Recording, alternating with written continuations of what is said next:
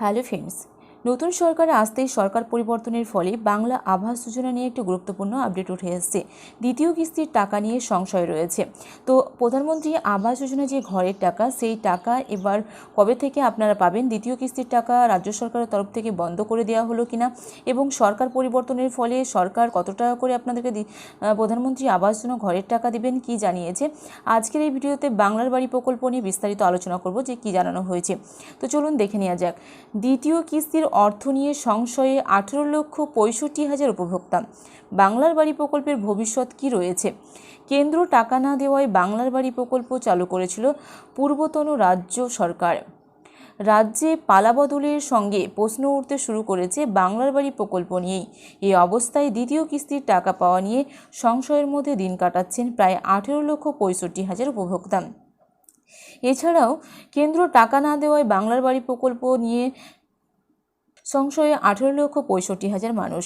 প্রধানমন্ত্রী আবাস যোজনার সুবিধা প্রদানের লক্ষ্যে 2022 সালে কঠোর যাচাই প্রক্রিয়ার মাধ্যমে 28 লক্ষ উপভোক্তার তালিকা তৈরি করেছিল রাজ্য পঞ্চায়েত দপ্তর, যাদের মধ্যে 11 লক্ষের বাড়ি তৈরির জন্য 1,20,000 টাকা করে দেওয়ার প্রশাসনিক ছাড়পত্র দিয়েছিল কেন্দ্র, কিন্তু মেলেনি আর্থিক অনুমোদন। দীর্ঘ আন্দোলনের অনুরোধের পরেও মেলেনি একটা টাকাও। ফলে নিজস্ব প্রকল্প চালু করেন মমতা বন্দ্যোপাধ্যায়। প্রথম পর্যায়ে 11 লক্ষ ছাড়াও সরাসরি মুখ্যমন্ত্রী হেল্পলাইনের মাধ্যমে আসা আবেদনের ভিত্তিতে আরও 1 লক্ষকে মিলিয়ে মোট 12 লক্ষকে বাড়ি তৈরির টাকা দেয় রাজ্য। 2 কিস্তিতে দেওয়া হয় 1,20,000 টাকা।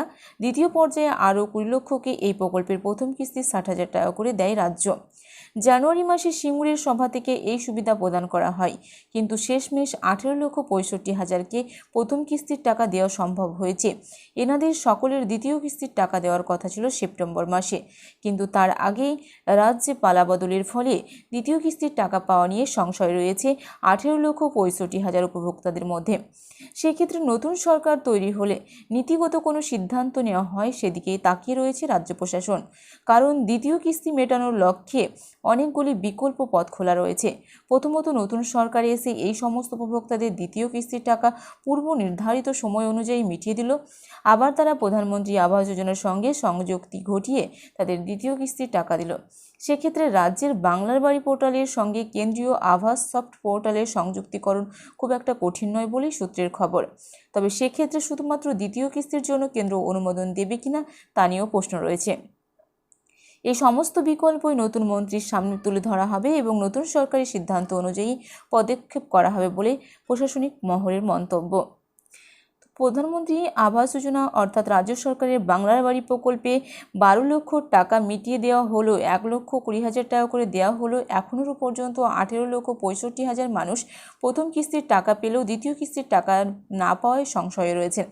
এখন সরকার বদলের পরিবর্তনের ফলে এই সরকার অর্থাৎ বিজেপি সরকার ক্ষমতায় আসার পর এই 18,65,000 মানুষের দ্বিতীয় কিস্তির টাকা ঢুকবে কিনা তা নিয়ে সংশয় রয়েছেন এবং চিন্তিত রয়েছেন।